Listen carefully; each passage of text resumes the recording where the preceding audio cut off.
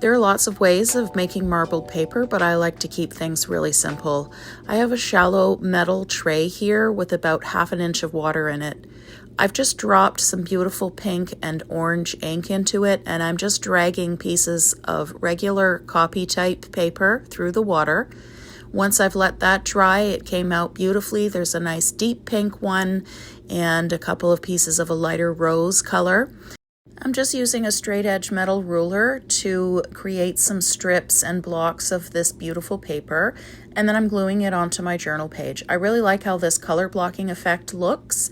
I think it makes the marbling look a bit more edgy, and it makes a really nice background. I love using PanPastels with stencils to create some really soft layered stenciled looks.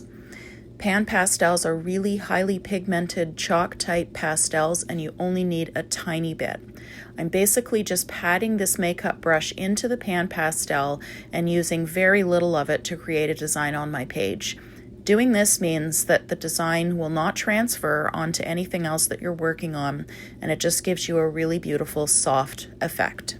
Creating a background using a variety of torn papers is also a really nice, easy effect that you can create on a page to work on later on in your art journal. I used a few different pages here. I've got a music sheet, a couple of book pages, and these are all naturally aged. I'm using Mod Podge glue here in the super matte version. I think it makes everything nice and matte, and it keeps the papers nice and secure to the page so that you could do anything, including painting, on top of this.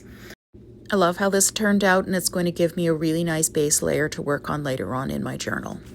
I also really like doing what I call watercolor splash in my journals. You do not need to use watercolor paper for this. I've mixed 3 different colors of watercolor paint in a cobalt blue, a cerulean blue, and a yellow ochre.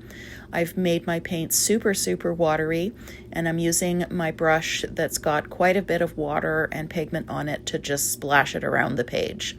Sometimes I go back and go over some of the splashes and just create some larger color blocks on the page.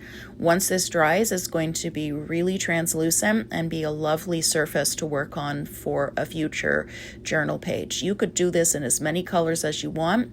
You just need to make sure that you've watered your paint down significantly so that you don't end up with a page that's got really opaque blocks of color on it. Unless, of course, that's the look you're going for. I love how this one came out once it dried, and it's going to be a really nice surface to work on later. The scraped paint method of creating a textured background is something I've really come to love, and that comes as a bit of a surprise to me because I tend to like more sort of structured and intentional looking art. But I've really gotten into scraping paint around on my journal pages using an old bank card. I'm using 2 colors here. There's a white and a dark blue. I know that I've got a lot of blue scraps that I'm going to love using on this page, so that's why I picked the blue. This works with any color. I'm using standard dollar store acrylic paint here. These bottles cost me about $1, and they've lasted me for a really long time. The white is here just to bring the blue down a tiny bit if I don't want some areas to be as dark as others when I'm layering around my paint scrapes. There really are no rules with these types of layouts, so don't get too stressed out about where you're placing things. You just want to make sure you've got a little bit of the effect and different areas of the pages if you were going for an all over page effect, or you could just do this on part of your page as well. I'm just going through and scraping different layers of paint onto this until I've used up all the paint that's on that little piece of wax paper. That's just a quick tip from me. I bought a pack of these little squares of wax paper that are intended for freezing make your own hamburgers so that they don't stick together. And I have found this to be a really useful tool in all of my art. And that's it. I'm really happy that I have these 5 beautiful backgrounds ready to go in my journal. This is how I take care of my future self. So when I don't have a lot of time for making art or working in my journal, I've got a good strong starting point ready to go so that I don't have to think about it a lot.